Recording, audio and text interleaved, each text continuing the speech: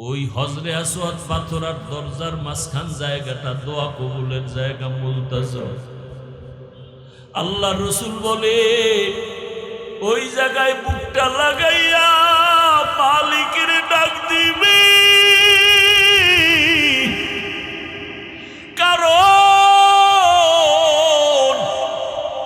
ওই জায়গায় ইব্রাহিম নবীর বুকটা লাগানো আছে, ইসমাইল নবীর বুক লাগানো আছে, কত নবী কত রসূল,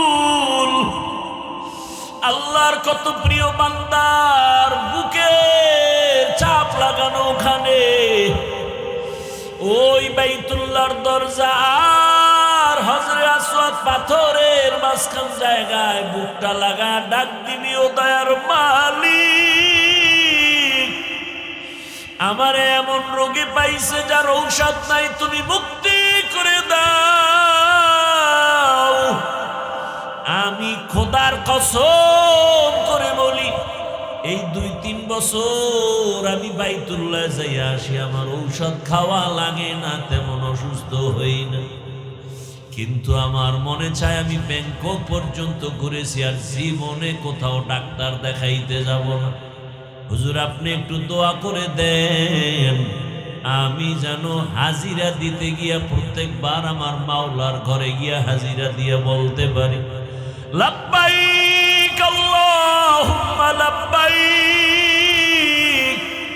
লাব্বাইক লা শারীকা লাক লাব্বাইক, ইন্নাল হামদা ওয়ান নি'মাতা লাক ওয়াল মুলক লা শারীকা লাক। ও বান্দরবন জেলার টাকাওয়ালা, ও ধনী ব্যবসায়ী বাবারা, চাকরিজীবীরা, কিসের টাকার ধান্দায় পড়ে আছো? ওই বাইতুল্লাহ যদি একবার যাইতে পারতা, দেখতা কি মজা। ওই বাইতুল্লাহর সাথে একটু যদি বুকটা লাগাইতে পারতা, বুঝতা কেমন মজা। এখন তোমাকে বুঝানো যায় না, টাকা আছে, কত গরিবরা কাঁদে বাইতুল্লাহ যাবে, টাকার অভাবে যেতে পারে না। আর আল্লাহ তোমাকে কত টাকা দিয়েছে, আমার জানা মতে কত ঢাকার হাজিওয়ালারা আছে টাকাওয়ালা, নিজেও বাইতুল্লাহ যায়, রমাজানেও যায়, হজেও যায়, আবার শত শত গরিবদেরকে বাইতুল্লাহর উমরায় পাঠায়, হজে পাঠায়, আছে না নাই? ও যুবক, তুমি ভাবতেছো তোমার টাকা নাই, কেমনে যাইবে?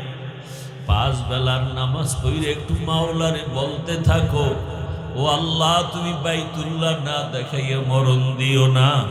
আল্লাহর কসম টাকা লাগবে না, বিনা টাকায় বাইতুল্লাহ পৌঁছতে পারবা। ওরে 1 মিনিট চক্ষু বন্ধ করে বাইতুল্লাহর কথা ভাবলে চোখে পানি।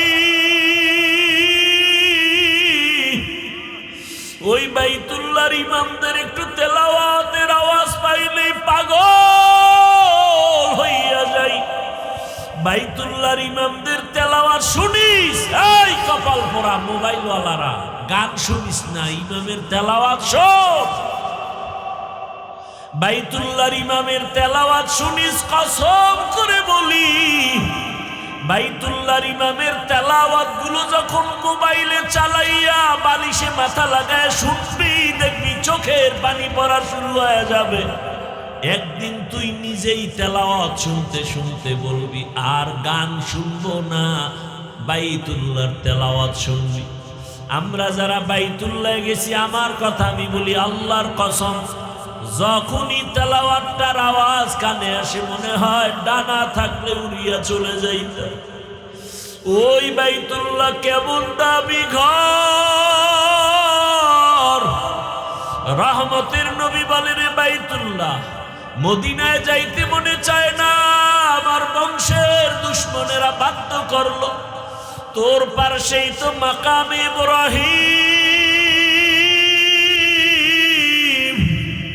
ও বাইতুল্লাহ কেমনে মদিনায় যাব? তোমার কাছেই তো হেরা পাহাড়, যেখানে আমি দীর্ঘ বছর ধ্যানে সময় কাটাইছি। বাইতুল্লাহ তোমার ছেড়ে যেতে মনে চায় না, তোমার পাশেই তো ওই জাবালে আবু কুবাইস, যেই পাহাড়ে উঠিয়া ইব্রাহিম নবী হজের এলান করেছিলেন। ও বাইতুল্লাহ তোমার পাশেই তো পাহাড় আছে জবালে রহমত, যেই পাহাড়ে আদম নবী দোয়া করছেন, আমার মাওলা ডাইরেক্ট ক্ষমার ঘোষণা দিয়ে দিছেন। ও বাইতুল্লাহ তোমার পাশেই তো জাবালে নূর, যেই জাবালে নূরের মধ্যে আমি সময় কাটিয়েছি। ও বাইতুল্লাহ মনে চায় না ছেড়ে যাইতে। নবী এভাবে কান্না করে করে করে করে যখন হিজরত করতে রওনা, মালিক বলছে যাওয়াই লাগবে। যখন বের হয় নবীজি বাইতুল্লাহ থেকে বের হইয়া যেই রাস্তায় যায়, ওই রাস্তাটাকে আজও সৌদি আরব যারা উমরা হজে যাবেন ওটার নাম তরিকে হিজরা। হিজরা রোড, হিজরতের রোড। আমি 13 সালে হজে গিয়া ওই হিজরা তরিকে হিজরার একটা নরমাল হোটেলে ছিলাম। নবীজি যায়, কিছু দূর যায়, আবার পিছনে তাকায়, বাইতুল্লাহর বড় ভাই। নবী আবার সামনে হাঁটে, আবার পেছনে তাকায়, বাইতুল্লাহর মায়া। বেনামাজি হইও না রে বাবা। আমি কিন্তু এখানে এতক্ষণ বয়ান করি, একজনকেও বলি না আমার মতো টুপিওয়ালা হুজুর হয়ে যাও। আমি একবারও বলি না আমার মতো হুজুর হও, মাদ্রাসায় যাও, স্কুল বাদ দাও। আমি একবারও বলি না তাবলিগে যাও, পীরের কাছে যাও। আমি সারা বাংলাদেশে ঘুরে ঘুরে পাও ধরে ধরে বলি, বাবা চাকরি করো, পুলিশ, র্যাব, আর্মি, বিডিআরের চাকরি করো, ব্যবসা করো, বাধা নাই। তবে তুমি ওখানে থাইকা রসুলের আদর্শের মালা গলায় লাগাও, 5 ওয়াক্ত নামাজ আদায় করো। ওয়াবা'দু ফাআউযু বিল্লাহি মিনাশ শাইতানির রাজীম। বিসমিল্লাহির রহমানির রহিম।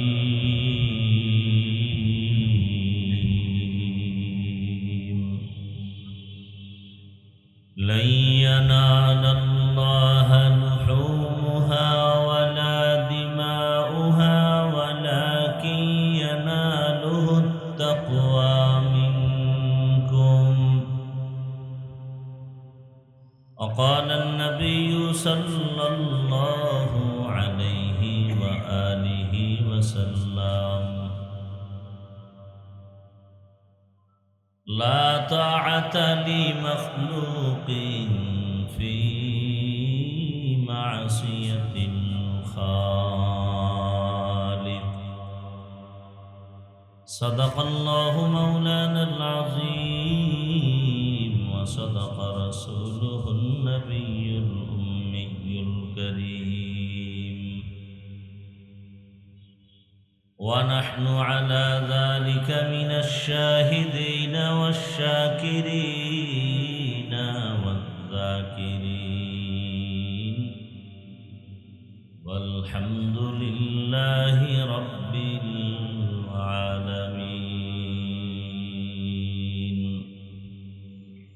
سبحانك لا علم لنا إلا ما علمتنا إنك أنت العليم الحكيم. رب اشرح لي صدري ويسر لي أمري واحلل عقدة من لساني يفقه قولي.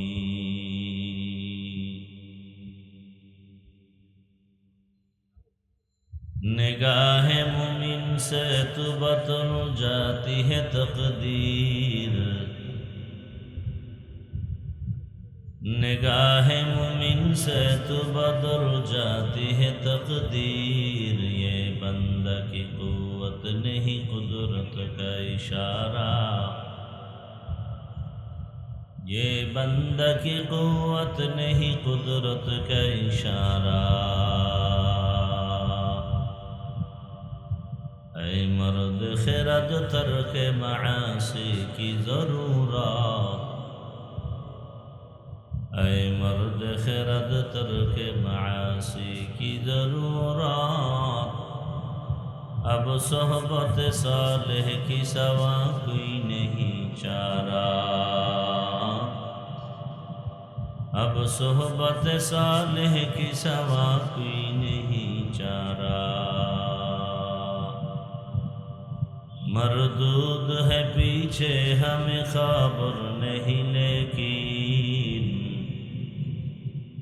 मरदूद है पीछे हमें खबर नहीं लेकिन, एक वक्त में हालाक जो अमाल में सारा, एक वक्त में हालाक जो अमाल में सारा।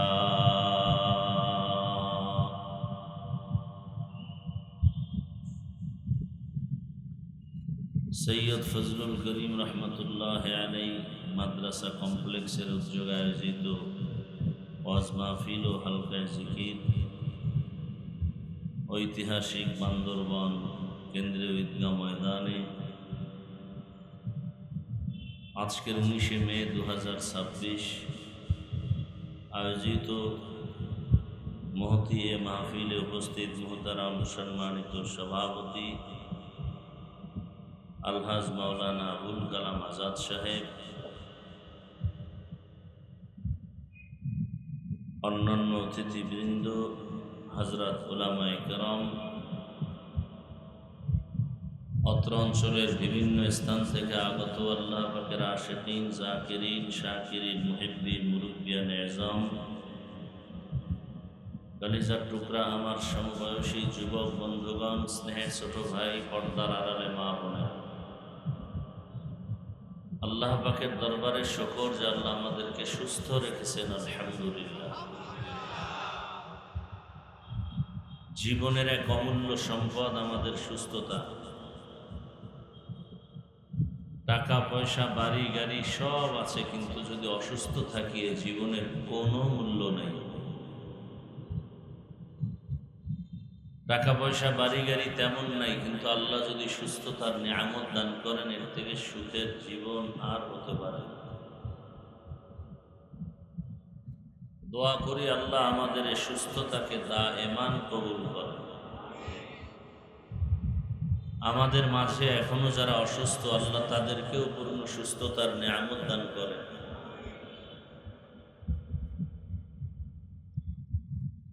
আমাদের সামনের থেকে যারা দুনিয়া ছেড়ে চিরবিদায় নিয়ে কবরস্থ হয়ে আছে, আল্লাহ তাদেরকেও জান্নাতের মেহমান বানায়। চলার পথে আল্লাহ আমাদেরকে কুদরতের দ্বারা হেফাজত করেন। বিশেষ করে বর্তমানে আল্লাহর কিছু মেহমানরা আল্লাহর ঘর জিয়ারতে চলে গেছেন, কেউ যাচ্ছেন, যাবেন। আল্লাহ তাদের এই সফরকে কুদরতের দ্বারা কামিয়াবির সাথে কবুল করেন। আমরা যারা যেতে পারিনি, আল্লাহ আমাদেরকেও যাওয়ার তৌফিক দান করেন। মাঝে মধ্যে যারা গিয়েছি, বারবার যাওয়ার তৌফিক দান করেন। আজকের এই মাহফিল বরকতপূর্ণ মাহফিল, এর বরকতে এলাকার সব কবরস্থ যারা, আল্লাহ পাক সবাইকে মাফ করে দেন। আমাদেরকে আল্লাহ হেদায়েতের উপরে অটল অবিচল থেকে নবীজির আদর্শের উপরে চলার তৌফিক দান করেন। উলামায়ে কেরাম দীর্ঘ সময় আপনাদের সামনে আলোচনা করেছেন, আপনারা ধৈর্যের সাথে আলোচনা শুনছেন। উলামায়ে কেরামদের কথাগুলো সহি তরিকায় আমল করার জন্য আল্লাহ কবুল করেন, তৌফিক দান করেন। উলামায়ে কেরামের ইজ্জতকে আল্লাহ বেশি বেশি বাড়ায় দেন। যারা বিভিন্নভাবে উলামায়ে কেরামদের বিরুদ্ধাচরণ করে, আল্লাহ এদের হেদায়েত দান করেন। যারা মাইকের আওয়াজ শুনতেছেন, ডানে বামে দাঁড়িয়ে আছেন, এটা এমন একটা বেহেশতের বাগান, রসুলের হাদিস অনুযায়ী এখানে বসলেই গুনাহ মাফ হয়ে যায়। একবার সুবহানাল্লাহ বলবেন, সাথে সাথে জান্নাতে আল্লাহ একটা ফলের গাছ বানায় দেয়। দুনিয়ার পেছনে তো জীবনের সময় সব শেষ করে দিলেন। যে কাজের জন্য আল্লাহ আমাদেরকে পাঠিয়েছেন সে বিষয়ে কি করলাম একটু হিসাব মিলানো দরকার। চোখের সামনে কত মানুষ চলে যাচ্ছে, কত যুবক মায়ের আগে সন্তান চলে যায়, আবার সন্তানের আগে পিতামাতা কবরস্থ হয়ে যায়। সারা দুনিয়ার অবস্থা বড় করুন, দুনিয়ার লাইনেও করুন, ধর্মীয় লাইনেও করুন। মানুষ এখন প্রতিযোগিতা করতেছে কে গুনাহ করে কার আগে জাহান্নামে যাবে, প্রতিযোগিতা।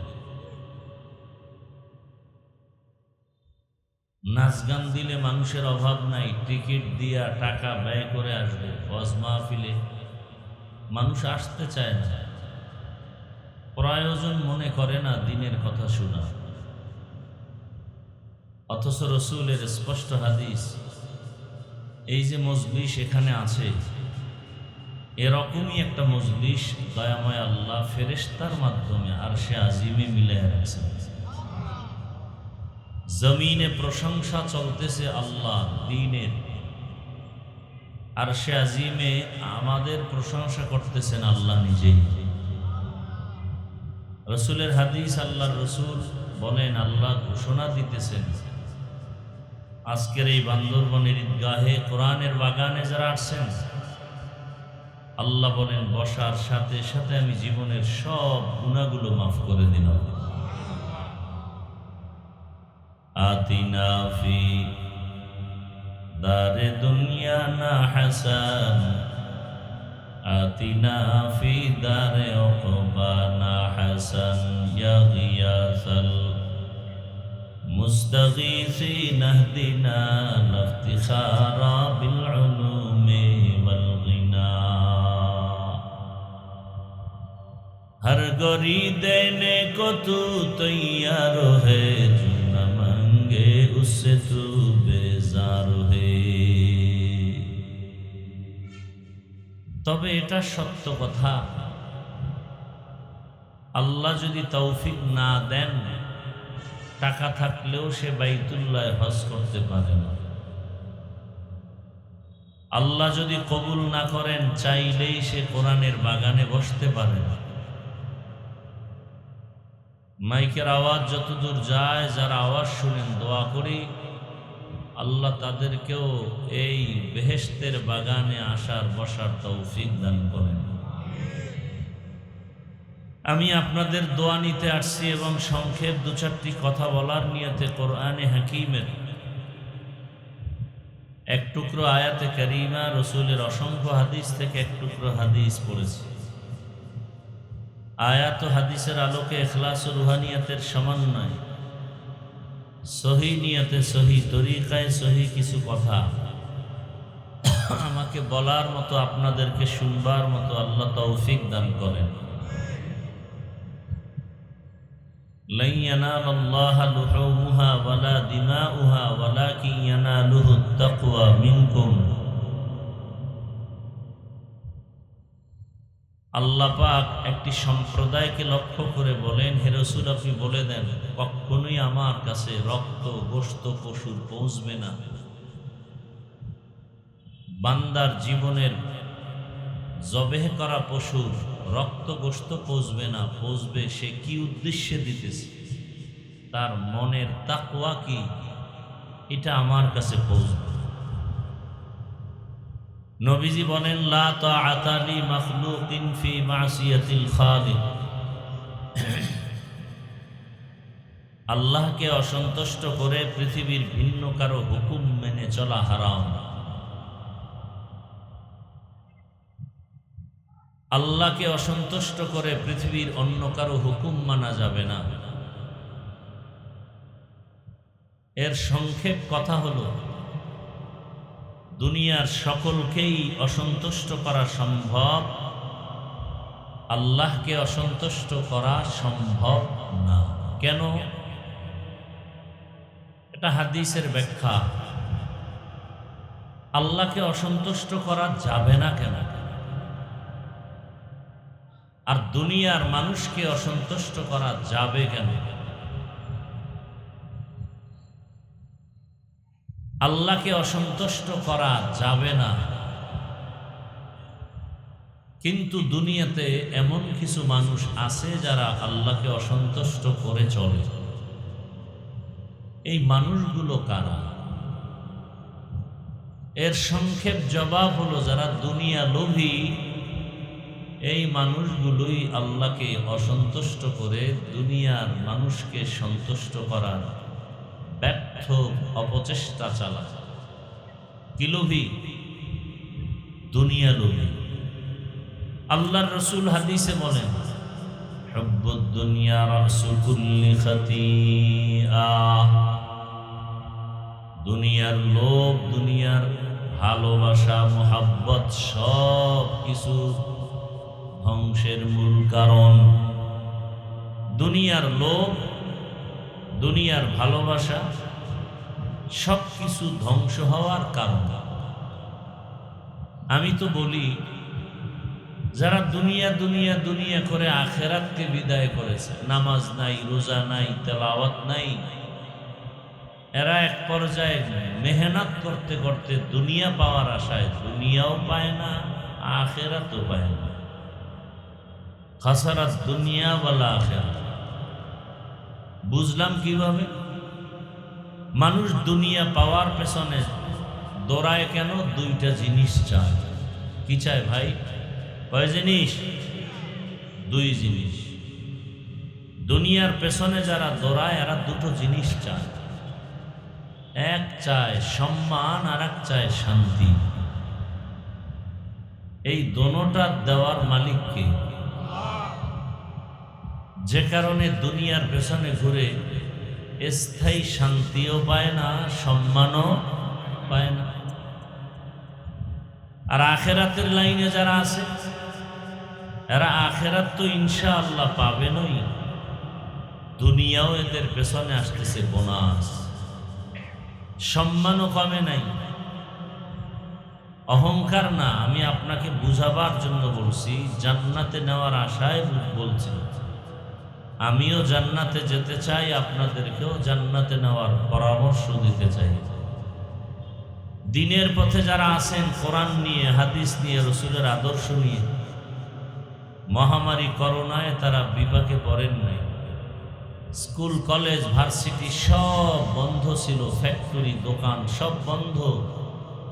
আল্লাহর কোরআনের একটি মার্কাজও বন্ধ হয় না। কোনো টুপিওয়ালা, কোরআনওয়ালা না খেয়ে মরে যায় নাই। রিজিকের মালিক কে? আল্লাহ। গর্তের পিপিলিকার রিজিক, খানা কে দেন? আরো আস্তে করে বলেন। উড়ন্ত পাখি সকালবেলা উড়ে, সন্ধ্যাবেলা পেট ভরে বাচ্চার খানা নিয়ে বাসায় আসে, কে খাওয়ায়? জঙ্গলে হাজারো প্রাণী আছে, এই প্রাণীরা কেউ না খায় মরে না, কে খাওয়ায়? সমুদ্রের ভেতরে, নদীর মধ্যে কোটি কোটি ধরনের মাছ, কে খাওয়ায়? সেই আল্লাহ আমাদের খাওয়াতে পারবেন না? ওই মাছ, ওই জঙ্গলের প্রাণীরা তো দামি না, দামি তো আমরা মানুষ। তাহলে আমরা কেন এত পাগল পারা হয়ে দৌড়াচ্ছি, মামলা হামলা? কারণ কি? আমরা খানা কষ্ট পাই কেন? পিপিলিকার খানা যদি আল্লাহ দিতে পারেন তার কাছে, আল্লাহ আমাদেরটাও তো ঘরে দেওয়ার কথা, পাই না কেন? আল্লাহ যে কাজের জন্য আমাদের বানাইছেন, সে ডিউটি আমরা করি না। করি না তো করি না, যারা করে তাদেরকেও পছন্দ করি না।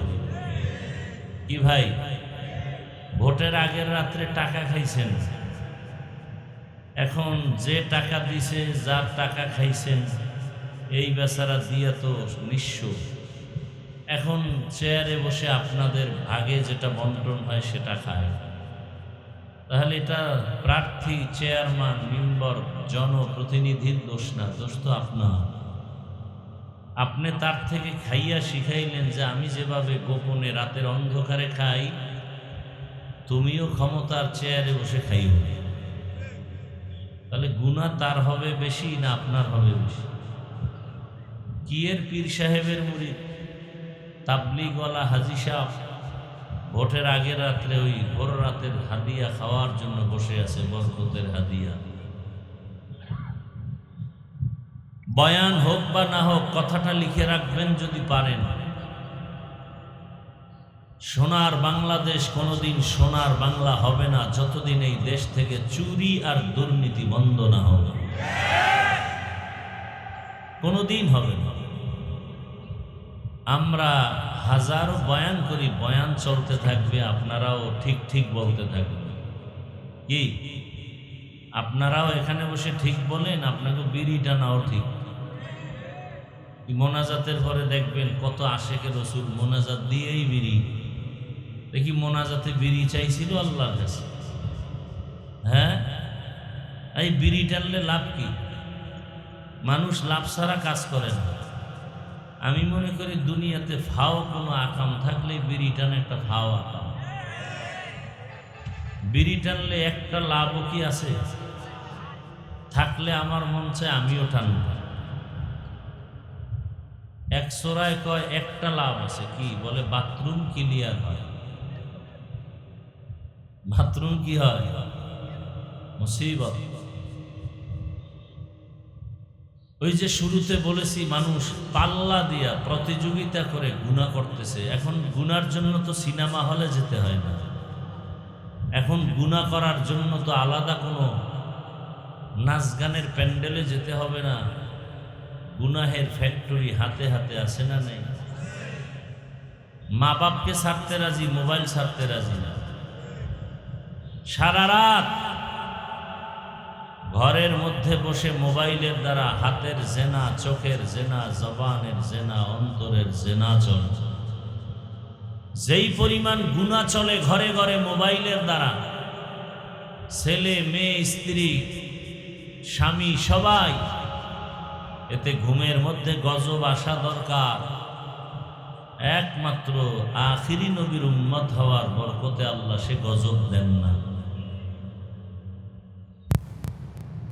আসতেছে আমাদের সামনে এক মহা পরীক্ষা।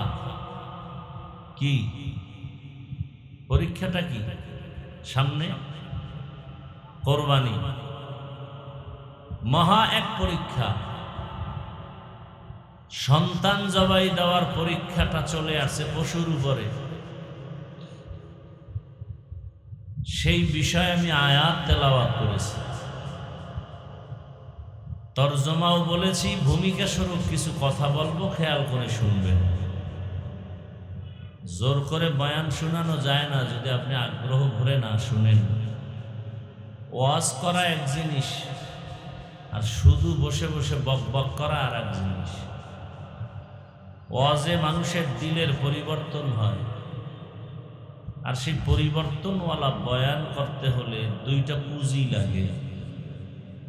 এক লাগে আল্লাহর রহমত, দ্বিতীয় লাগে উপস্থিত শ্রোতাদের নিরঙ্কুশ অন্তরের মহাব্বত। না, আমাকে বয়ানে লাগায় আপনি মোবাইল নিয়ে ব্যস্ত থাকলে আর মহব্বত করি। 24টা ঘন্টা তো মোবাইল নিয়েই থাকেন। বেহেশতের বাগানে 1 ঘন্টা মোবাইল না চালালে কি ক্ষতি হবে আপনার? পাগল হয়ে যায় ছবি তোলার জন্য, খালি সেলফি। কি বলবো,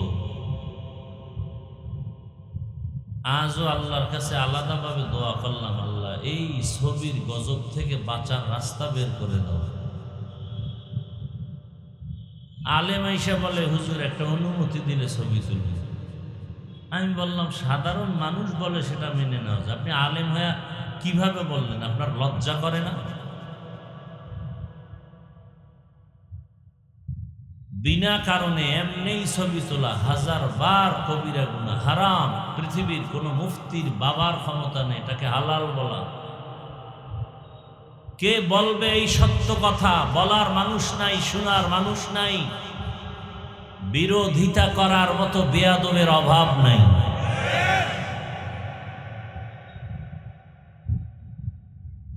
কোরবানি করবে, কি গরু কিনছে, কবে বাজারে যাইতেছে, জাতিকে জানাচ্ছে আমি কিন্তু আজকে কোরবানির পশু কিনতে যাই, তোমরা রেডি থাকো, এক টুকরা দিব। এরপরে সেই পশু কিনতে গিয়া সেই পশুরে কত তালবাহানা, ফুলের মালা পরায়, কত ছবি আর ছবি আর ছবি, জবাই করতেছে সেখানে ছবি। গরু ধরতে মানুষ লাগে জবাইয়ের সময় ৫-৭ জন, ধরতে যায় ছবি তুলবে না গরু ধরবে, লাথি মাইরা মোবাইলও ফালাইয়া দিছে, পায়ের গিরাও ছুটে গেছে, আছে না নাই? এরপরও ছবি তোলা বন্ধ। এই কথাগুলো কে আপনাদেরকে বলবে? আমরা ওলামায়ে কেরাম যদি সঠিক কথা সতর্কতার জন্য না বলি, কে বলবে? বলার মতো আলেম তো এখন নাই বললে চলে। ওই যে লোভের কথা বলছি, ক্ষমতার লোভে পড়ে সকালে এক কথা, বিকালে আর এক কথা। ক্ষমতার চেয়ার পাওয়ার লোভে সত্যটাকে মিথ্যা বানায়, মিথ্যাটাকে সত্য বানায়। লোভ ৩ প্রকার: সম্মানের চেয়ারের লোভ, সম্পদের লোভ, যৌবনের লোভ। টাকা পাওয়ার লোভে পড়ে সত্যটাকে মিথ্যা বানায়, মিথ্যাটাকে সত্য বানায়। এরকম টুপিওয়ালা আছে না নাই? মানুষ দিশেহারা কোথায় যাবে? যাদের কাছে যাবে তারাই দিশেহারা। যারে দিয়া ভূত ছাড়াবে তারাই যদি ভূতে পায়। যে আলেম দিয়া মানুষ জান্নাতের টিকিট নিবে, জান্নাতের পথ পাবে, সে আলেমই যদি মহিলাদের নিয়ে বেপরদায় আড্ডা দেয়। আসতে বলেন কেন? আপনারা কি ওই হুজুরের মুরিদ? আরে ভাই, কখন বলবো সেই ইতিহাস? বয়ান করব হজ কোরবানি নিয়ে। রসুল নিজে তার স্ত্রী আম্মাজান আয়েশা রাদিয়াল্লাহু আনহাকে বলেন, ঘরে ঢুকে দেখেন বাবা আবু বকর পাশে, বলে আয়েশা এমনটা করবা না, শয়তান তো ওয়াসওয়াসা দিবে। আরো কত মজার কথা। রসুল ইন্তেকাল হয়ে গেলেন, এরপরে আবু বকর আসলেন খেলাফতের দায়িত্বে। আবু বকরের ইন্তেকাল হলো, রসুলের পার্শ্বে দাফন। ওমরের ইন্তেকাল এখনো হয়নি। ওমর অনুমতি চাচ্ছেন আম্মাজান আয়েশা রাদিয়াল্লাহু আনহার কাছে। রসুল দুনিয়াতে 2টা ব্যক্তিকে ডানে বামে রাখতেন, আবু বকর আর ওমর। আমি ওমরের মনটা চায় রসুলের মরার পরে রসুলের পাশে থাকতে, কিন্তু জায়গাটা তো আম্মাজান আয়েশার, অনুমতি দিবেননি। আব্দুল্লাহ অনুমতি নাও। আম্মাজান আয়েশার কাছে গেলেন। আম্মাজান বললেন, ভাবতেছি দেখি। ফজরের নামাজের ইমামতিতে দাঁড়ালেন হযরত ওমর। সেই দিনটা ছিল মুহররমের 1 তারিখ। দুশমন সে নামাজের মধ্যে পায়ের উপরে আঘাত করল। ওমরে ফারুক রাদিয়াল্লাহু তাআলা আনহু পড়ে গেলেন, রক্ত বিচ্ছরিত হতে থাকলো। আব্দুল্লাহ পার্শ্বে জিজ্ঞাসা করে, আমি কি শহীদ? বলে, বাবা তার মানে কি? বলে, আমাকে আঘাত করলো কি কোনো মুমিন না বেঈমান? বলে, বেঈমান। বলে, আলহামদুলিল্লাহ, আমি শহীদি তামান্না নিয়ে আল্লাহর কাছে বারবার দোয়া করেছি, একটা পূরণ হলো। আর একটা পূরণের জন্য আব্দুল্লাহ দ্রুত চলে যাও, মৃত্যু মুখে আমাকে একটু বলো আমার দাফনটা কি রসুলের পার্শ্বে হবে কিনা। আম্মাজান থেকে অনুমতি নেবে। আবার চলে গেলেন। আম্মাজান আয়েশা রাদিয়াল্লাহু আনহা এই মুহূর্তে কি বলবেন? বলে, ঠিক আছে। আল্লাহু আকবার। বলে, ঠিক আছে।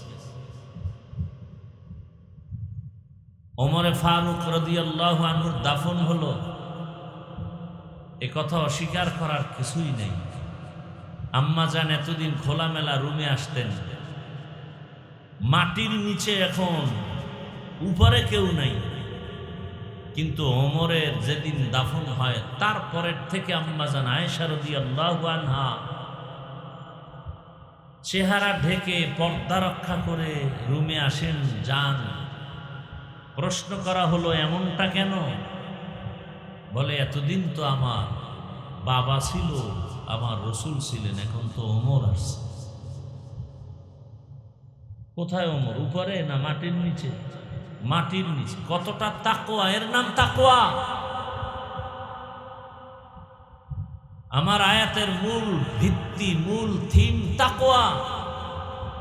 আল্লাহর কাছে আপনার আমার কিচ্ছু পৌঁছবে না তাকওয়া ছাড়া। ইন্না আকরামাকুম ইনদাল্লাহি আতকাকুম। আল্লাহর কাছে সব থেকে দামি কোনো পীর না, কোনো ফকির না, কোনো পাগড়িওয়ালা না, চেহারা সুন্দরওয়ালা না, টাকাওয়ালা না। আল্লাহ বলেন আমার কাছে একমাত্র দামি যার ভেতরে থাকবে তাকওয়া। হারকে দারত খৌফে হকদার দিল মদম জন্নতুল মাওয়া দেহত উরা মকাম জুজবা হক চি জে মখাজ ইনসুজা ফজলে উআ মস্তে দর জুমলা জাহা। তাকওয়া বড় দামি এক সম্পদ।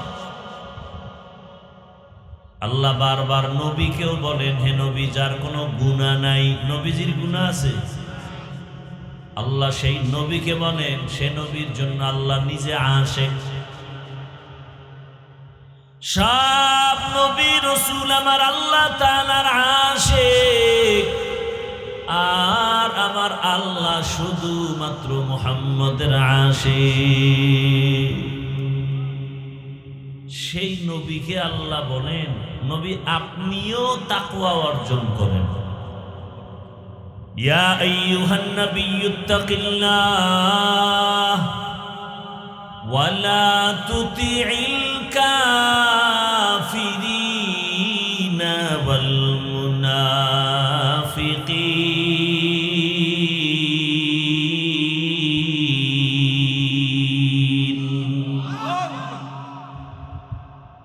हर के दारत खौफे हकदार दिल मदम जन्नतुल मअवा देहत उरा मकाम। টাকার লোভে মানুষ সত্যকে মিথ্যা বানায়, মিথ্যাকে সত্য বানায়। যৌবনের লোভে পড়ে মানুষ সঠিক রাস্তা থেকে পিছনে পড়ে যায়। আর সারা দুনিয়ার মানুষ ডাক্তার জাকির নায়েকের জন্য কত মোহাব্বত করে, ভালো জানে। এমন মানুষ নাই যে তাকে চিনে না, জানে না কত সম্মান। অথচ আমার দেশের ডাক্তার তাসলিমা নাসরিনের নাম কেউ শুনতে চায় না। ধ্বংস হওয়ার পেছনে কারণ যৌবনের লোভ। কিসের লোভ? এই যত মানুষ পৃথিবীতে উল্টা পাল্টা চলে এই তিন লোভের কারণে আসল পথ থেকে হারিয়ে যায়। হয়তো সম্পদের লোভে, না হয় ক্ষমতার লোভে, না হয় যৌবনের লোভে। সত্যটাকে মিথ্যা বানায়, মিথ্যাটাকে সত্য বানায়। ভাই ভাইকে মেরে ফেলে, এই ঘটনা আমার দেশে নাই। কিসের লোভ? টাকার লোভ, ক্ষমতার লোভ। স্ত্রী স্বামীকে হত্যা করে, মা বাপ সন্তানকে হত্যা করে, সন্তান মা বাবাকে হত্যা করে, বহু যুবক যুবতীকে হত্যা করে যৌবনের লোভে। শেষ পর্যন্ত জেলখানায় যায়, পরিণামে ফাঁসি হয়ে মরে যায়। আমও গেল, সালাও গেল। আমি যে আয়াতের তরজমাটা করেছি, আল্লাহর কাছে পশুর রক্ত গোশত পৌঁছে না, আল্লাহর কাছে পৌঁছে কি? আমাদের তাকওয়া। তাকওয়া মানে ভয়। কার ভয়? আল্লাহর ভয়ের মূল কথা গুনাহ থেকে নিজেকে বাঁচায় রাখা। তাকওয়া মানে বেশি বেশি জিকির করা নয়, বেশি বেশি তেলাওয়াত করা নয়, নামাজ পড়া না। তাকওয়া মানেই হলো গুনাহ থেকে বেঁচে থাকা।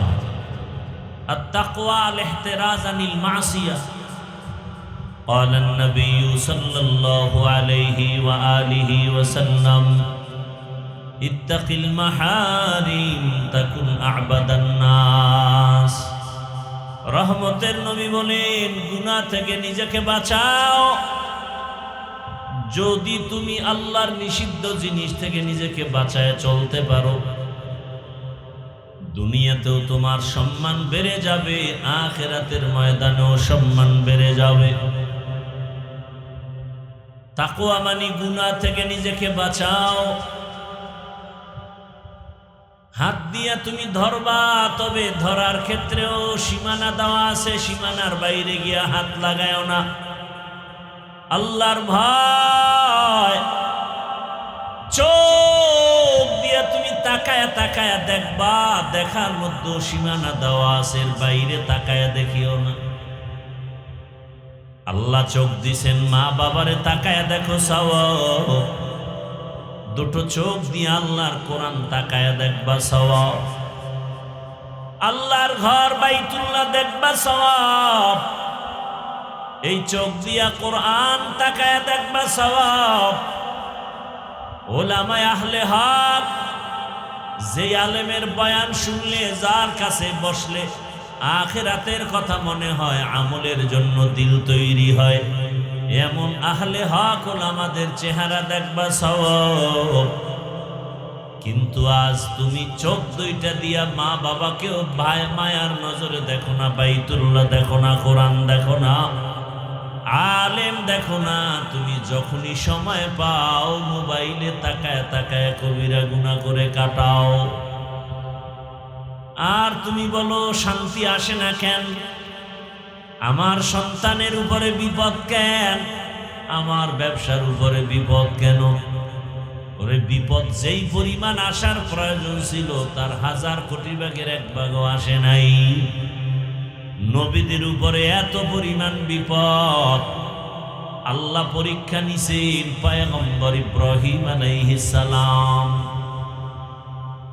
তার নমুনা বর্তমান সামনে কোরবানি। কোরবানি আদম নবী থেকেই শুরু হয়েছে, তবে আমরা বাস্তবে যা বেশি বেশি অনুসরণ করি ইব্রাহিম নবীর। বাইতুল্লাহ হাজী সাবরা হজে গিয়া মক্কায় যত আহকামাত পালন করেন, 3 ব্যক্তির স্মৃতি স্মরণ করা হয়। ইব্রাহিম আলাইহিস সালাম, ইসমাঈল আলাইহিস সালাম, আম্মা জান হাজেরা আলাইহিস সালাম। আল্লাহ রাব্বুল আলামিন জমিনটা বানাবার পরে একটা ঘর বানাইলেন বাইতুল্লাহ। আল্লাহ তাআলা বাইতুল্লাহ বানানোর পর হজের এলান করার জন্য ইব্রাহিম নবীকে আদেশ দিলেন। ক্রমান্বয়ে ইব্রাহিম নবী দাওয়াত দিয়া এইবার সন্তান ইসমাইল সহ বাইতুল্লাহ নির্মাণ করেছেন। এই বাইতুল্লাহ নির্মাণ করার পর ইব্রাহিম নবী হজের এলান করেছেন। আর পয়গম্বর ইব্রাহিমের এলানে যারা লাব্বাইক বলেছে, তারা হজ না করে কবরে যাবে না। এরে আল্লাহর গোলাম, ইব্রাহিম নবী চলে গেলেন, ইসমাঈল নবী চলে গেলেন। শেষ পর্যায়ে ঈসা নবীর আগমন। ঈসা নবী আল্লাহ তাআলা আকাশে উঠায় নিলেন। ঈসা নবী বিদায়ের পরে রহমতের নবীর মাঝখানে 500 বছর পর্যন্ত কোনো নবী নাই। মানুষগুলো আল্লাহর ইবাদত বাদ দিয়ে সব মূর্তি পূজায় লিপ্ত হয়ে গেল। শুধু তাই না, বাইতুল্লাহর মধ্যে 360টা মূর্তি ঢুকায় দিল। মূর্তি পূজা শুরু হয়েছে আদম আলাইহিস সালাম জমিন থেকে বিদায় হওয়ার 600 বছর পরে। দুনিয়াতে এমন এক পর্যায় হলো, ইবলিসের ধোকায় পড়ে মানুষ মূর্তি পূজা শুরু করলো। জমিনে এমন একটা মানুষ ছিল না যে মূর্তি পূজা করে নাই। মূর্তি সামনে নিয়া খোদা খোদা বলে সম্মান করত আর কিছু চাইতো। 600 বছর মূর্তি পূজা চলতে থাকলো। আদম নবীর বিদায়ের 1200 বছর পরে আল্লাহ পাক নূহ আলাইহিস সালামকে পাঠাইয়া দাওয়াতের কাজ করেছেন। মানুষের দ্বারে পয়গম্বর নূহ 950 বছর দাওয়াত দিয়া মাত্র 40 জন মানুষকে মূর্তি পূজার থেকে ফিরাইয়া দিলেন। এই মূর্তি পূজা শুরু হয়েছে আদম আলাইহিস সালামের ইন্তেকালের 600 বছর পর। ক্রমান্বয়ে কমে আবার বাড়ে। রহমতের নবী আসার আগে 500 বছরে জমিনে কোনো মুরব্বী নাই। মক্কা মানুষ বড় দামি, মুশরিক হলেও বেঈমানরাও মক্কাটারে সম্মানের নজরে দেখত। বাইতুল্লাহ এমন এক সম্মানের ঘর। মক্কার মানুষ ওই সময় এত খারাপ, ইতিহাসের মধ্যে লেখে মক্কার মতো খারাপ মানুষ দুনিয়ার কোথাও ছিল না। এত খারাপ, এরা নিজেরা নারী আর পুরুষ উলঙ্গ হয় বাইতুল্লাহ তাওয়াফ করে। কেন? বলে আমরা যে গুনাহ করি কাপড় চুপুর পরে, এই কাপড় নিয়ে বাইতুল্লাহ পবিত্র, ওখানে যাওয়া যায় না। এই জন্য কাপড় চুপুর খুলে নারী পুরুষ একসাথে বাইতুল্লাহে যায়, তাওয়াফ করে। নাপাক কাপড় নিয়ে যাবে না। এটা কেমন হইল? একজনে পাগড়ির ফজিলতের বয়ান শুইনা লুঙ্গি খুলে পাগড়ি বাঁধল। এটা যেমন হয়, বাইতুল্লাহর মতো পবিত্র ঘরে নাপাক কাপড় নিয়ে যাওয়া যাবে না মনে করে সব খুলে উলঙ্গ হয়ে বাইতুল্লাহর পার্শ্বে যায়। কতটা নিকৃষ্টতম জাহেল! এবং এরা পশু জবাই করে আর রক্তগুলো বাইতুল্লাহর দেওয়ালে মাখে, মনে করে এটাই আমাদের সফলতা। আল্লাহ আয়াত নাজিল করে দিলেন, এই মক্কার মানুষ এতটা খারাপ,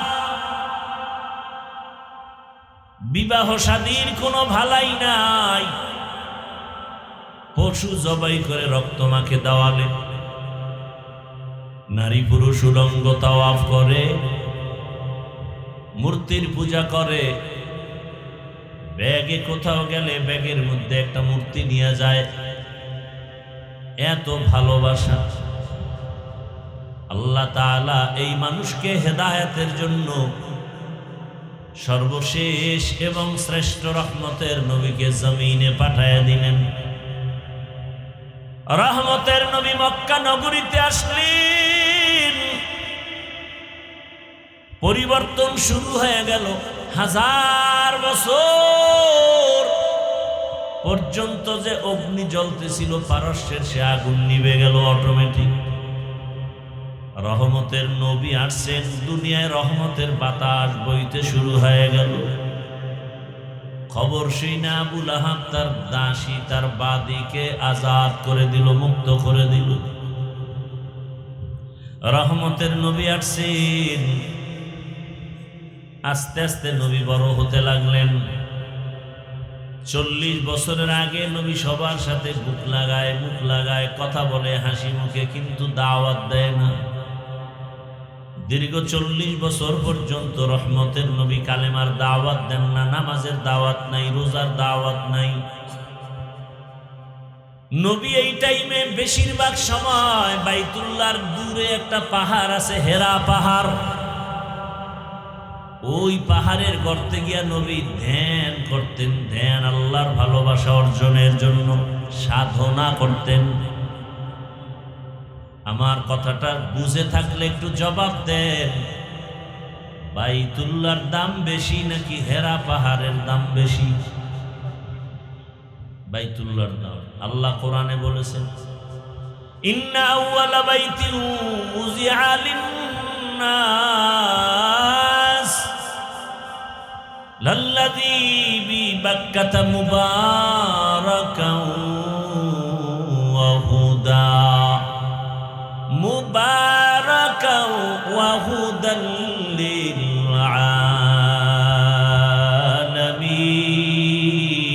আলামিন।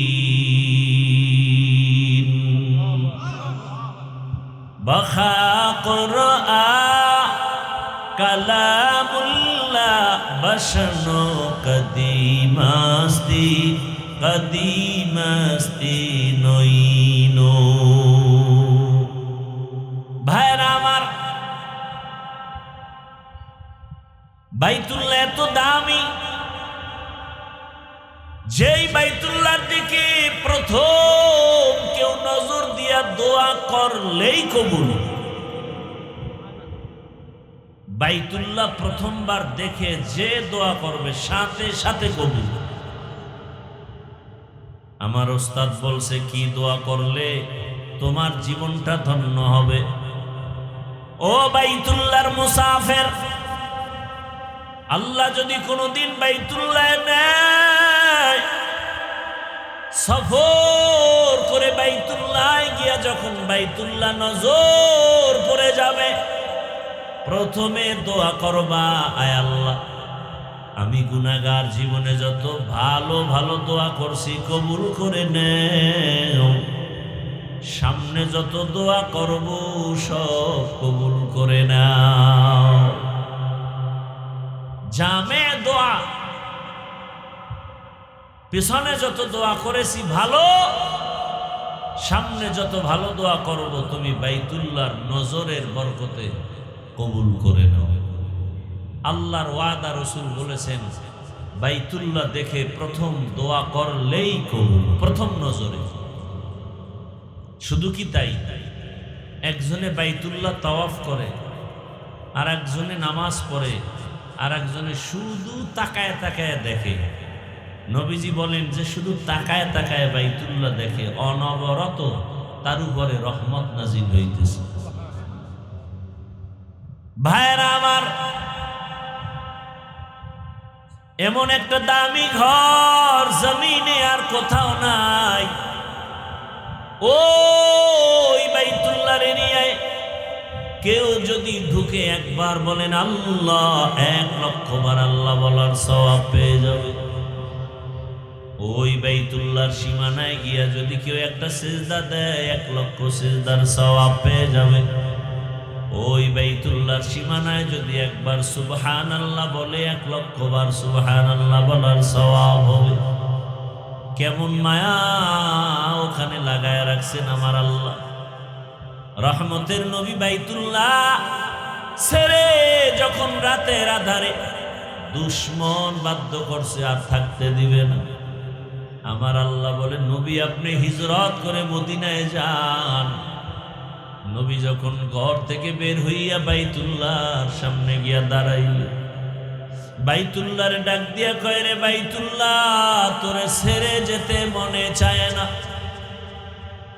মনে চায় না, কারণ আমার জন্মভূমি। কাফের মুশরিক ওই দুশমনেরা বাইতুল্লাহর দিকে ফিরিয়া নামাজ পড়তেও দেয় না, আমারে বাইতুল মাকদিসের দিকে ফিরিয়া নামাজ পড়তে বাধ্য করে। ওই দুশমনেরা এমন বাধ্য করেছে যে আজ আমার বাইতুল্লাহ ছেড়ে যেতে হয়, কিন্তু মনে চায় না আমি বাইতুল্লাহ ছেড়ে চলে যাই। ও বাইতুল্লাহ, তোর দিকে তাকাইয়া থাকলেই তো সওয়াব, তোর পাশে সিজদা দিলে 1,00,000 সিজদার সওয়াব। মনে চায় না তোর পাথর হজরে আসওয়াদে চুমা দিলে গুনাহ টেনে নেয়, তোর পাশে জমজমের পানি, দুনিয়ার সব বিজ্ঞানীর একমত জমজমের পানির মতো দামি পানি নেই। এমন পানি, দুনিয়ার পানি পান করলে পিপাসা নিবারণ হয়, ক্ষুধা নিবারণ হয় না। জমজমের পানি এত দামি বরকতের পানি, যেই পানি পান করলে শুধু পিপাসা নিবারণ হয় না, ক্ষুধাও নিবারণ হয়ে যায়।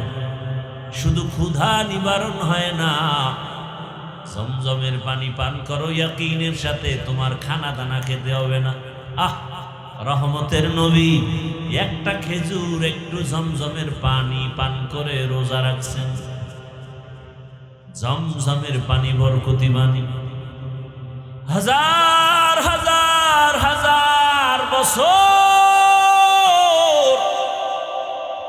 ওই কূপের থেকে crore crore million trillion billion পানি, হাজি লিটার পানি হাজিরা নিয়ে যায়, কমেও না বাড়েও না। কি মদিনাবাসী, আল্লাহর কুদরত কি! মদিনায় পাইপ দিয়া পানি নেবে, পাইপ। কি পানি? কিন্তু পানি যায় না। এখন গাড়ি দিয়ে নেয়, ড্রাম ভর্তি করে নেয়। কেমন আল্লাহর কুদরত! সাহাবায়ে কেরাম জিজ্ঞাসা করলেন, ইয়া রাসূলুল্লাহ, জমজম কূপের নিচের সম্পর্ক কোথায়? মাটির সাথে? নবী বলেন, হাউজে কাউসারের সাথে। হাউজে কাউসারের সাথে জমজমের সম্পর্ক। যেই হাউজে কাউসারের এক পেয়ালা পানি আমার রসুলের হাতে পান করলে আর পিপাসা থাকবে না। কিন্তু নবী বলেন, এর থেকেও জমজমের পানি বড় দামি। ও বাইতুল্লাহ, মদিনায় যাইতে মনে চায় না, তোর পার্শ্বে জমজম কূপের পানি, তোর পার্শ্বেই তো মাকামে ইব্রাহিম,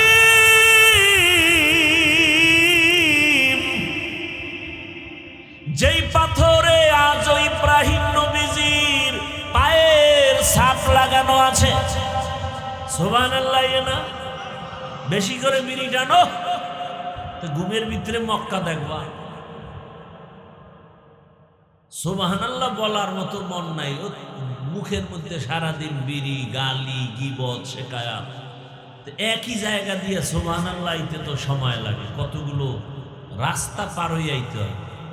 গীবতের গেট লাগানো, মিথ্যার গেট লাগানো, এটি ধাক্কাইয়া ধক্কাইয়া সুবহানাল্লাহ বাইরে তো অনেক সময়। আর নিজেরে মহাপণ্ডিত মনে করে। আল্লাহ হেদায়েত দান করুন। ওগো নবীর উম্মতেরা,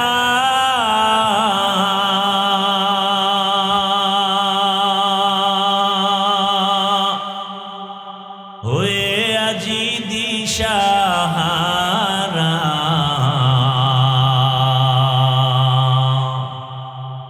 কোরআন হাদিসের চলো যখন যাহা চায় মনে,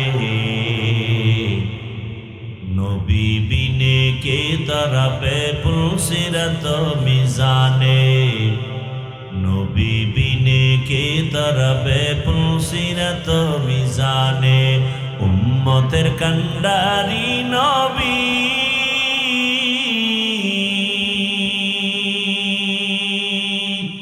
কাঁদছেন উম্মতের লাগি,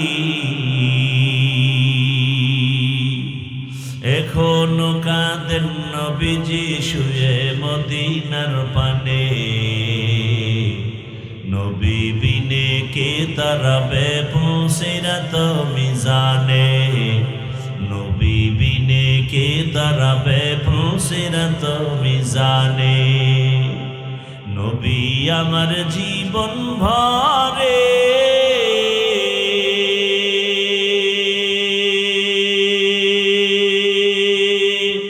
দিনের লাগি কষ্ট করে, দান দান শহীদ করিলেন উহুদেরই ময়দানে, নবী বিনে কে তরফে পুলসিরত মিজানে, নবী বিনে কে তরফে পুলসিরত মিজানে, ইমামুল আউয়ালিন আখিরিন, বহরে সদকা রহমাতাল লিল আলামিন, সৈয়দুল কওনাইন খতমুল মুরসালিন, আখির আমদ বুতে ফখরুল আউয়ালিন, শুধু ওজুদাস রহমাতাল লিল আলামিন, মসজিদে উশুদ হামারো এ জমি। রহমতের নবী বাইতুল্লাহরে বেশি ভালোবাসছেন। কেমন যেন বাইতুল্লাহ থেকে মদিনায় যাইতেছিলাম, মনটার আকর্ষণ বাইতুল্লাহর দিকেই বারবার নজর পড়ে যায়। এরে নবীর আশিক, ওই বাইতুল্লাহ এত দামি, যা দিয়ে তাকাইলে সওয়াব। আমি কালকে আমার এক কলিজার টুকরা, আমার মুরব্বী আল্লাহওয়ালা, তাকে বললাম, হুজুর আমি অসুস্থ, কিন্তু ঔষধ খাইতেছি, ব্যাংকক পর্যন্ত গেলাম, কিন্তু ভালো লাগে না। বলে কেন? আমি বললাম, আমি প্রতি বছর বাইতুল্লাহ যাই, আমার 1000 কোটি % বিশ্বাস অন্তরে জমা হয়েছে। আমি যতবার বাইতুল্লাহ গেছি, আসার পরে তেমন ঔষধ খেতে হয় না। আমার মনে চায় আমি বারবার বাইতুল্লাহ যাই। আমি বাইতুল্লাহ যাইয়া ওই হজরে আসওয়াদ পাথরার দরজার মাঝখান জায়গাটা দোয়া কবুলের জায়গা, মুলতাজম। আল্লাহ রসুল বলে, ওই জায়গায় বুকটা লাগাইয়া মালিকের ডাক দিবে, কারণ ওই জায়গায় ইব্রাহিম নবীর বুকটা লাগানো আছে, ইসমাইল নবীর বুক লাগানো আছে, কত নবী কত রসূল, আল্লাহর কত প্রিয় বান্দার বুকে চাপ লাগানো ওখানে। ওই বাইতুল্লাহর দরজা আর হজরে আসওয়াদ পাথরের মাঝখান জায়গায় বুকটা লাগা ডাক দিবি, ও দয়ার মালিক, আমারে এমন রোগী পাইছে যার ঔষধ নাই, তুমি মুক্তি করে দাও। আমি খোদার কসম করে বলি, এই 2-3 বছর আমি বাইতুল্লাহ যাইয়া আসি, আমার ঔষধ খাওয়া লাগে না, তেমন অসুস্থ হই না। কিন্তু আমার মনে চায় আমি ব্যাংকক পর্যন্ত ঘুরেছি, আর জীবনে কোথাও ডাক্তার দেখাইতে যাব না। হুজুর আপনি একটু দোয়া করে দেন, আমি যেন হাজিরা দিতে গিয়া প্রত্যেকবার আমার মাওলার ঘরে গিয়া হাজিরা দিয়ে বলতে পারি, লাব্বাইক আল্লাহুম্মা লাব্বাইক, লাব্বাইক লা শারীকা লাক লাব্বাইক, ইন্নাল হামদা ওয়ান নি'মাতা লাক ওয়াল মুলক লা শারীকা লাক। ও বান্দরবন জেলার টাকাওয়ালা, ও ধনী ব্যবসায়ী বাবারা, চাকরিজীবীরা, কিসের টাকার ধান্দায় পড়ে আছো? ওই বাইতুল্লাহ যদি একবার যাইতে পারতা, দেখতা কি মজা। ওই বাইতুল্লাহর সাথে একটু যদি বুকটা লাগাইতে পারতা, বুঝতা কেমন মজা। এখন তোমাকে বুঝানো যায় না, টাকা আছে, কত গরিবরা কাঁদে বাইতুল্লাহ যাবে, টাকার অভাবে যেতে পারে না। আর আল্লাহ তোমাকে কত টাকা দিয়েছে, আমার জানা মতে কত ঢাকার হাজিওয়ালারা আছে, টাকাওয়ালা, নিজেও বাইতুল্লাহ যায়, রমাজানেও যায়, হজেও যায়, আবার শত শত গরিবদেরকে বাইতুল্লাহর উমরায় পাঠায়, হজে পাঠায়। আছে না নাই? ও যুবক, তুমি ভাবতেছো তোমার টাকা নাই, কেমনে যাইবে? 5 বেলার নামাজ পড়ে একটু মাওলারে বলতে থাকো, ও আল্লাহ তুমি বাইতুল্লাহ না দেখাইয়া মরণ দিও না। আল্লাহর কসম, টাকা লাগবে না, বিনা টাকায় বাইতুল্লাহ পৌঁছতে পারবা। ওরে 1 মিনিট চক্ষু বন্ধ করে বাইতুল্লাহর কথা ভাবলে চোখে পানি। ওই বাইতুল্লাহর ইমামদের একটু তেলাওয়াতের আওয়াজ পাইলেই পাগল হইয়া যাই। বাইতুল্লাহর ইমামদের তেলাওয়াত শুনিস, এই কপাল পোড়া মোবাইলওয়ালারা, গান শুনিস না, ইমামের তেলাওয়াত শোন। বাইতুল্লাহর ইমামের তেলাওয়াত শুনিস, কসম করে বলি বাইতুল্লাহর ইমামের তেলাওয়াত গুলো যখন মোবাইলে চালাইয়া বালিশে মাথা লাগায় শুনবি, দেখবি চোখের পানি পড়া শুরু হয়ে যাবে। একদিন তুই নিজেই তেলাওয়াত শুনতে শুনতে বলবি আর গান শুনবো না, বাইতুল্লাহর তেলাওয়াত শুনবি।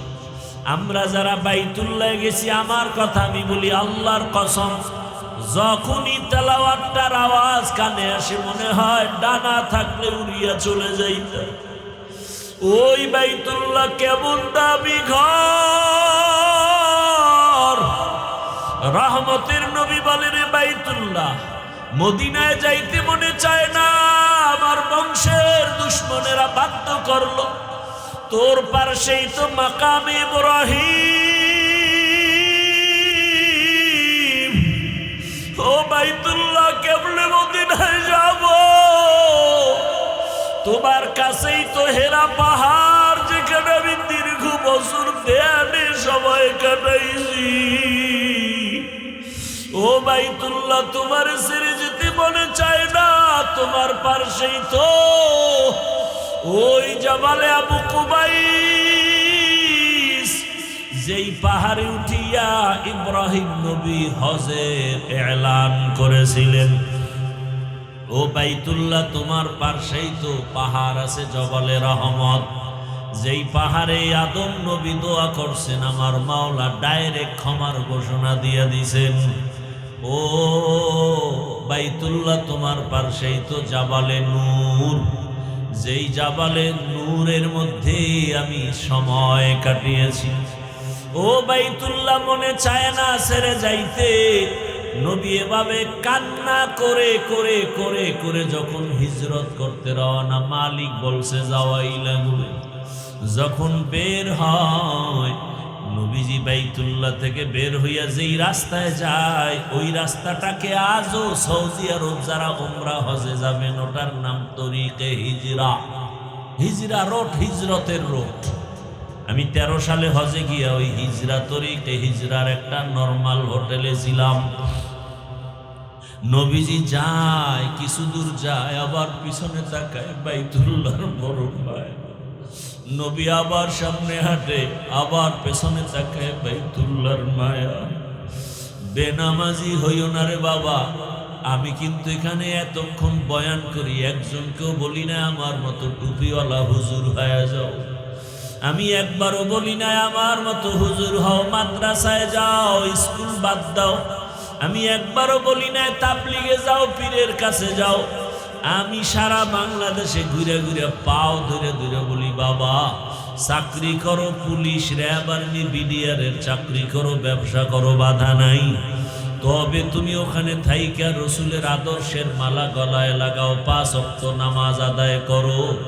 তোমার মতো কত যুবক তাকায় দেখো, স্কুলে পড়ে, কলেজে পড়ে, 5 ওয়াক্ত নামাজি আছে না নাই? বলো বাবা, তুমি কেন পারবা না? তোমার মতো যুবক তাকায় দেখো, র্যাব, আর্মি, পুলিশ, বিডিআরের চাকরি করে, নামাজ আদায় করে।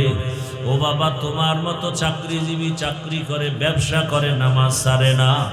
ও ব্যবসায়ী বাবারা, আপনার মতো ব্যবসায়ী নামাজ পড়ে, বলেন আপনি পারেন না কেন?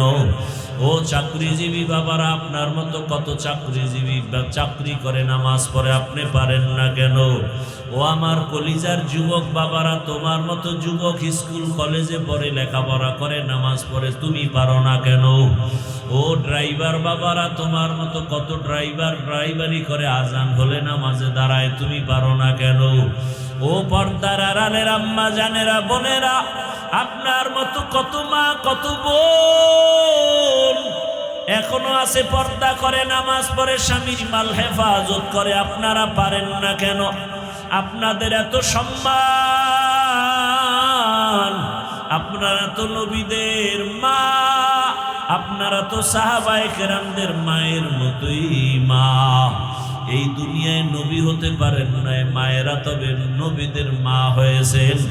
এ দুনিয়ায় সাহাবী সাহাবিয়ার মতো নারী আপনারা, খাদিজা রাদিয়াল্লাহু আনহার মতো নারী, ফাতেমা রাদিয়াল্লাহু আনহার মতো নারী, আয়েশা রাদিয়াল্লাহু আনহার মতো নারী। ও পর্দার আড়ালের আম্মা জানেরা, আপনার ছেলেটাকে আপনি ডাক্তার বানাবেন, প্রফেসর বানাবেন, ইঞ্জিনিয়ার বানাবেন, বাধা নাই। তবে আমার দাবি একটাই, ডাক্তার জাকির নায়েকের এত সুনাম কেন? টাকার কারণে, ক্ষমতার কারণে নয়, নবীজির আদর্শের কারণে। আপনার সন্তান ডাক্তার হবে, নেককার, নামাজি, পর্দাওয়ালা। আপনার সন্তান ডাক্তারিও করবে, নামাজ পড়বে, কোরআন তেলাওয়াত করে মা বাবার জন্য দোয়া করবে। ও যুবক বাবা, তুমি ডাক্তার হও, প্রফেসর হও, ইঞ্জিনিয়ার হও, বাধা নাই। তবে মা বাবার দোয়া নিয়া, শিক্ষকের দোয়া নিয়া, ওলামায়ে কেরামের দোয়া নিয়া, নবীজির আদর্শ মেনে চলবা, জীবনটা ধন্য হয়ে যাবে। ওই বাইতুল্লাহর দিকে আগাইতে থাকো। আজকে তো তুমি চোখ বন্ধ অন্ধের মতো সেজদা দাও, বাইতুল্লাহ সামনে নাই। যেদিন বাইতুল্লাহর সামনে গিয়ে একটা সেজদা দিবা, মনে হয় যেন তোমার জীবনের শ্রেষ্ঠ সেজদা হবে। আজকে তুমি নামাজে দাঁড়াও, বাইতুল্লাহ সামনে দেখো না। আল্লাহ যদি কবুল করেন, বাইতুল্লাহ সামনে নিয়ে যেদিন নামাজে দাঁড়াইবা, দেখবা আজকে নামাজে দাঁড়াইলে মন বসে না, সেদিন চোখ থেকে পানি পড়া শুরু হয়ে যাবে। এত কান্না, এত কান্না। ওই বাইতুল্লাহ বড় দামি। আল্লাহ পাক রব্বুল আলামিন ওই নবীকে বিজয়ের বেশে আবার বাইতুল্লাহ ফিরাইয়া দিলেন। ওই বাইতুল্লাহ বড় দামি ঘর। ওই বাইতুল্লাহর জিয়ারতের জন্য হাজিরা দৌড়াচ্ছে। কিছুদিন পরেই যখন শুরু হয়ে যাবে, হাজি সাহেবরা হজ করতে যাবে, আরাফার ময়দানে যাবে। আরে 24টা ঘন্টাই কান্না করে লাব্বাইকের আওয়াজ দেয়। নবী বলেন, যারা তোমরা হজে যাইতে এখনো পারো নাই, ওই হাজিদের নমুনা নিজের মধ্যে ঢুকাও। আল্লাহ চায় হাজি সাহেবরা যখন হজের মাস শুরু হয়ে যাবে 1 তারিখ, ওই হাজি সাহেবরা নখ কাটবে না, চুল কাটবে না। আল্লাহর আইন হয়ে গেছে। ও কোরবানি করনেওয়ালারা, তুমি যদিও হজ করতে পারো নাই, হাজিদের নমুনায় তুমিও চুল কাটিও না, নখ কাটিও না কোরবানির আগে। আমার আল্লাহ তোমাকে দেখে একটু মোহাব্বত করবে, মোহাব্বতের নজরে তাকাবেন। ওরে আল্লাহর বান্দারা, এই কোরবানি তো পশু কোরবানি না, আসল কোরবানি তোমার জীবনের ভালোবাসার কোরবানি। আমার আল্লাহ চায় তোমার আমার দিলের কোরবানি। আজকে দেখা যায় মানুষ 20,000 টাকা, 30,000 টাকা দিয়ে গরুতে ভাগ হয়।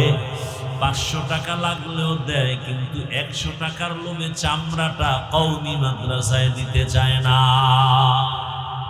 আছে না নাই? বলে গেলাম চ্যালেঞ্জ দিয়ে, পৃথিবীতে যত সেবা সংস্থা আছে, শ্রেষ্ঠ কল্যাণমূলক, জনকল্যাণমূলক সেবা সংস্থার নাম কওমি মাদ্রাসা। অনুরোধ করে বলবো, ওই কওমি মাদ্রাসায় যদি আপনার যাকাতের অংশ দেন, আপনি যদি কোরবানির চামড়া দেন, ফ্রি দিবেন, ডবল সওয়াব, ডবল সওয়াব, ডবল সওয়াব। আর এর বিরোধিতা যারা করবে, ওদের অন্তর নষ্ট, ওদের আকল নষ্ট, ওদের ঈমান আমল নষ্ট। ফ্রি দিবেন, 20,000 30,000 টাকা দিয়ে ভাগ হতে পারেন কোরবানির অংশে। 200-100 টাকা ছেড়ে চামড়াটা আল্লাহর রাস্তায় দিবেন। এখন তো সিন্ডিকেট চলতেছে চামড়ার জগৎ নিয়ে। অনেক মাদ্রাসাওয়ালারা কালেকশন করবে না বলেছেন, কিন্তু অনুরোধ করে বলছি, আল্লাহর ওয়াস্তে ফি সাবিলিল্লাহ কওমি মাদ্রাসার এতিম ফান্ডে আপনারা এটা দিবেন। গরিব এতিম অসহায় যারা আছেন, এদের পেছনে এটা খরচ করা হবে। এটা দিলে ডবল সওয়াব। 1 সওয়াব গরিব এতিমের হক আদায় করা হবে, আর 1 সওয়াব হলো এলমে দিন ওরা শিখে, কোরআন হাদিস শিখে, এই এলেমের সহযোগিতা করা হবে। কয় সওয়াব? কি ডিস্টার্ব কেন বাবা? ডবল সওয়াব। আর এর বিরোধিতা যারা করবে, এদের অন্তর খারাপ। আল্লাহ হেদায়াত দান করুন। লা ইয়ানালাল্লাহা লুহুমুহা ওয়ালা দিমাউহা ওয়ালাকিন ইয়ানালুহুত তাকওয়া মিনকুম। ও পর্দার আড়ালের আম্মা জানেরা, বোনেরা, ও যুবক, অনুরোধ করে বলছি, জীবনে তো গুনাহ কম করো নাই। মনে চাইছে নামাজ পড়বা না, পড়ো নাই। মনে চাইছে দাড়ি রাখবা না, রাখো নাই। মনে চাইছে পার্কে যাবা, দৌড়ায়া গেছো। মনে চাইছে মোবাইলে সারা রাত গুনাহ করবা, করেছো।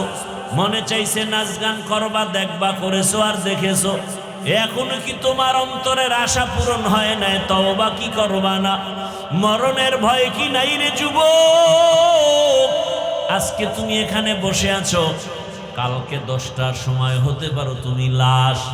এই যে রমজানের রোজা গেল, ঈদ গেল, কত মানুষ মরে গেল। বাসটা পানির মধ্যে চলে গেল, একটা বাচ্চা সাঁতার কাইটা এসে বলে আমার আম্মু পানিতে আটকা আছে, তাড়াতাড়ি আমার আম্মুকে বাসের থেকে নিয়ে আইসা বাঁচাও। আবার এক মহিলা সাঁতার কাইটা আইসা বলে আমার বাচ্চা বাসের মধ্যে আটকানো, আমার বাচ্চাটাকে বাঁচাও।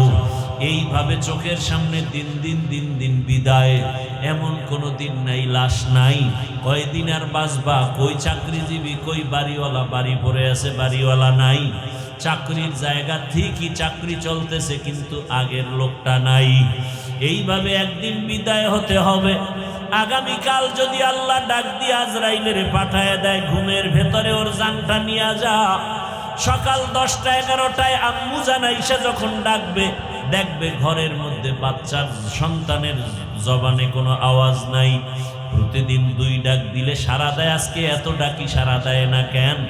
দরজা খুইলা মা সন্তানের হাত, বডির মধ্যে হাতটা টাচ করে দেখে পুরো শক্ত, বরফের মতো ঠান্ডা।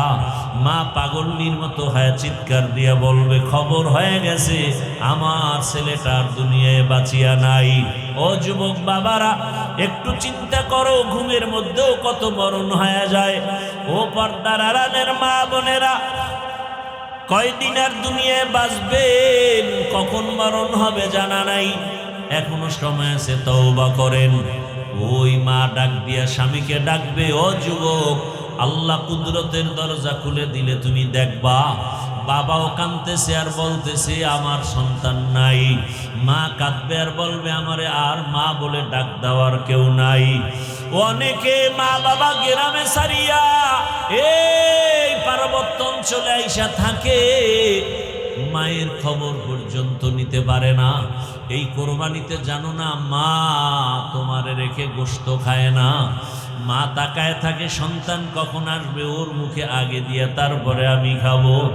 একটা সন্তানের প্রতি মা বাবার এত মায়া, যেগুলো বুঝাবার কোনো ভাষা নাই রে বাবা।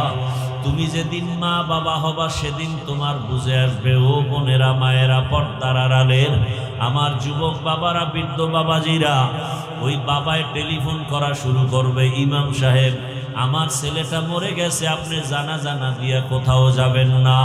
তুমি দেখতে থাকবা, এক দলকে পাঠাবে বাজারে যাও কাফন কেনার জন্য, আর এক দলকে বলবে কবর খনন করার জন্য বাঁশবাগানে দৌড়াও, আর এক দলকে বলবে ঘরের পেছনে গরম পানি মশারি টানাও।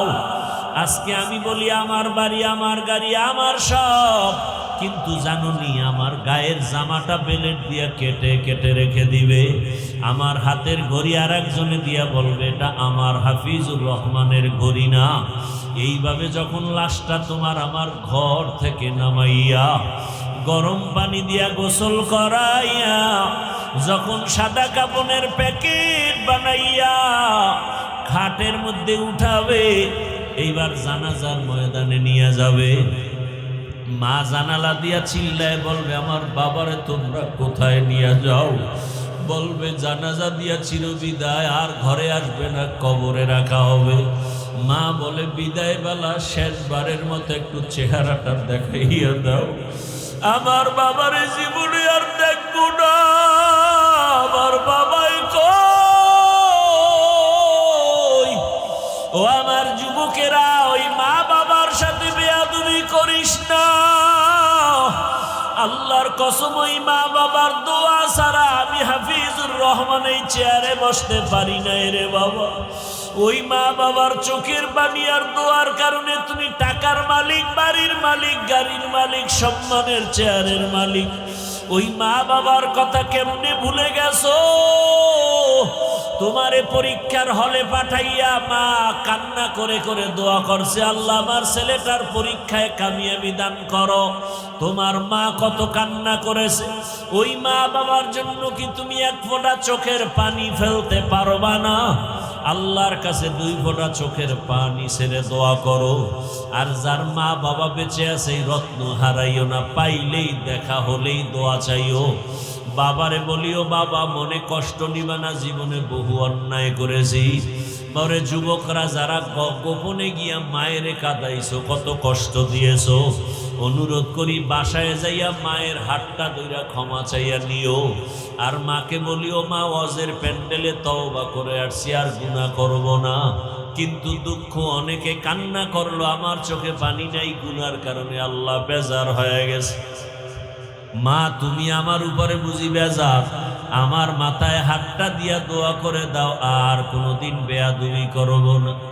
মাকে যদি বলতে পারো, দেখবা মায়ের চোখে পানি।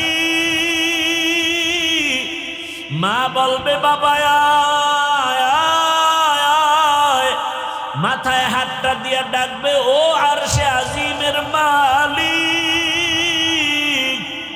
আমার কলিজার সন্তানটারে তুমি কবুল করিয়া নাও। ও বাবা, ওই জানাজা পড়াইয়া যখন কবরের দেশে নিয়ে যাবে, এমন জায়গা যেখানে দিনের বেলাও কেউ যায় না, ভয় লাগে। আজকে আমার ডানে বামে, তোমার ডানে বামে কত ভক্ত বৃন্দের অভাব নাই। একা একা চলতে পারো না, কত গার্ড আইসা তোমারে আগায় দেয়। কবরে রাখার পরে এমন হালাত হবে, মাটি পাড়ায়া পাড়ায়া দিয়া যখন বিদায় হবে, ওই কবরে কেউ নাই, অন্ধকার কবরে। তখন ডানে মাটি, বামে মাটি, উপরে নিচে মাটি। 2 জন ফেরেশতা প্রশ্ন করতে আসবে, রবের পরিচয় দাও, ধর্মের পরিচয় দাও, রাহমাতুল লিল আলামিনের পরিচয় দাও। যারা দুনিয়াতে নবীর তরিকা মেনে, আল্লাহর হুকুম মেনে নামাজ আদায় করবে, দাড়ি রাখবে, পর্দা করবে, আল্লাহর পক্ষ থেকে ওরা জবাব দিতে পারবে। আর আল্লাহ খুশি হয় কুদরতের আওয়াজ দিয়ে বলবে, কবরটা বেহেশতের বিছানা দিয়া দাও। কিন্তু কপাল পোড়া আমরা যারা বেনামাজি, নামাজ ঠিক মতো পড়ি না, গুনাহ করি, দাড়ি নাই, নামাজ নাই, পর্দা নাই, মা বাবার সাথে ভালো ব্যবহার নাই, এই বেনামাজি অবস্থায় যদি কবরের ডাক আসিয়া যায়, ওই কবরে যখন প্রশ্ন করা হবে, বেনামাজি একটা জবাব দিতে পারবে না, বারবার বলবে, হা হা লা আদরি, আফসোস আমি কিছুই জানি না, কিছুই জানি না। নবীজি বলেন, আমার আল্লাহর কুদরতের আওয়াজ, ও ফেরেশতা, নাফরমানকে আর সুযোগ দেওয়া হবে না, ওই কবরে জাহান্নামের আগুন জ্বালা দাও। ওই কবরের মাটি 2 পার্শ্ব থেকে জোরে জোরে চাপ দিবে। আম্মা জান আয়েশা রাদিয়াল্লাহু তাআলা আনহা বলেন, আমি প্রায় সময় দেখতাম আমার রাসূল আমার রুমে বসে গুনগুন করে কান্না করতেন। আমি মাঝে মাঝে জিজ্ঞাসা করতাম, ইয়া রাসূলুল্লাহ, আপনি আমার রুমে বসে কান্না করেন কেন? মায়ার নবী কান্না করতেন আর বলতেন, আয়েশা, হাসরের মাঠে কঠিন অবস্থার কথা মনে পড়লে আমি চোখের পানি রাখতে পারি না। যে এমন কঠিন হবে, নবীরা পর্যন্ত উম্মতের কথা ভুলিয়া নিজেদের জন্য কান্না করবেন। মুসা নবী কাঁদবেন, ঈসা নবী কাঁদবেন, ইব্রাহিম নবী কান্না করবেন। ওই সময় উম্মতেরাও পাগলের মতো দৌড়াবে। সূর্যের গরম সহ্য করা যায় না, জাহান্নামের আওয়াজ সহ্য করা যায় না। কোথায় যাবে সুপারিশের জন্য? যেখানে যাবে নিরুপায় হয়ে যাবে, ব্যর্থ হইয়া সর্বশেষ এরা মুহাম্মদের তালাশ করবে, কোথায় পাওয়া যায়। আম্মা জান আয়েশা বলেন, ইয়া রাসূলুল্লাহ, কঠিন সময় আপনাকে কোথায় পাওয়া যাবে? নবী বলেন, আমি আমার মাওলার দরবারে মাকামে মাহমুদে সেজদায় পড়ে কাঁদবো। মুসা নবী নিজের চিন্তায় কাঁদবেন, ঈসা নবী নিজের চিন্তায় কাঁদবেন, ইব্রাহিম নবী নিজের চিন্তায় কাঁদবেন। আর আমি মুহাম্মদ আমার চিন্তায় একবারও কিছুই বলবো না, আমি বারবার কাঁদবো আর বলবো, আমার উম্মত, আমার উম্মত, আমার উম্মত। ও নবীর উম্মতের দল, আল্লাহর কোরআনটা মিথ্যা মনে করিও না, নবীর কথা মিথ্যা মনে করিও না, ওলামায়ে কেরামের কথা মিথ্যা মনে করিও না। এখনো সময় আছে, তওবা করো, নবীর তরিকা মেনে চলো। নবীর শাফাআত ছাড়া জান্নাত হবে না। জীবনে গুনাহ তো কম করো নাই, আজকে আল্লাহর কাছে তওবা করো। আর নামাজ ছাড়বা না, দাড়ি কাটবা না, বেপরদায় চলবা না। মা বাবার দোয়া, শিক্ষকের দোয়া, উলামায়ে কেরামের দোয়া নিয়ে নবীর সুন্নত অনুযায়ী চলবা। ও যুবকেরাও তওবা করো, ডাক্তার হও, নামাজ ছাড়িও না। ইঞ্জিনিয়ারিং পড়ো, নামাজ ছাড়িও না। ঢাকা কলেজে গিয়ে দেখো কত ছেলেরা কলেজে পড়ে, পাগড়িওয়ালা, নামাজির অভাব নাই। তুমি পারবা না কেন? আল্লাহর কাছে তওবা করো। ও মা বোনেরাও তওবা করেন, আর নামাজ ছাড়বেন না, বেপরদায় চলবেন না। স্বামীর মাল হেফাজত করবেন, খেয়ানত করবেন না। আল্লাহ আমাদের তওবা যদি খাঁটি অনুমতে করতে পারি, আল্লাহ জীবনের গুনাহ মাফ করে দিবেন। মরিয়া গেল আর নামাজ ছাড়বো না, দাড়ি কাটবো না, বেপরদায় চলবো না। তওবা করার মতো যদি কারো অন্তর তৈরি হয়, মুনাফিকি না থাকে, যাদের খাঁটি নিয়ত আছে, দুটো হাত আল্লাহকে দেখাইয়া দাও। আয় আল্লাহ, হাতগুলো কবুল করে নেন, তওবা কবুল করে নেন। তওবার উপরে মজবুত হইয়া চলার তৌফিক দান করেন, আমিন। আলহামদুলিল্লাহি রাব্বিল আলামিন, والصلاة والسلام على سيد الأنبياء والمرسلين وعلى آله وأصحابه أجمعين. يا أرحم الراحمين، يا أرحم الراحمين، يا أرحم الراحمين. رب ارحمهما كما ربياني صغيرا. اللهم إنك عفو كريم تحب العفو فاعف عنا. اللهم إنا نسألك رضاك والجنة ونعوذ بك من سخطك والنار. اللهم إنا نعوذ بك من البرص والجنون والجذام وسيء الأسقام. اللهم اجعلني من المستجابين للدعوات. ও দয়ার মালিক, আমরা গুনার বোঝা নিয়ে আপনার দরওয়াজায় হাজির।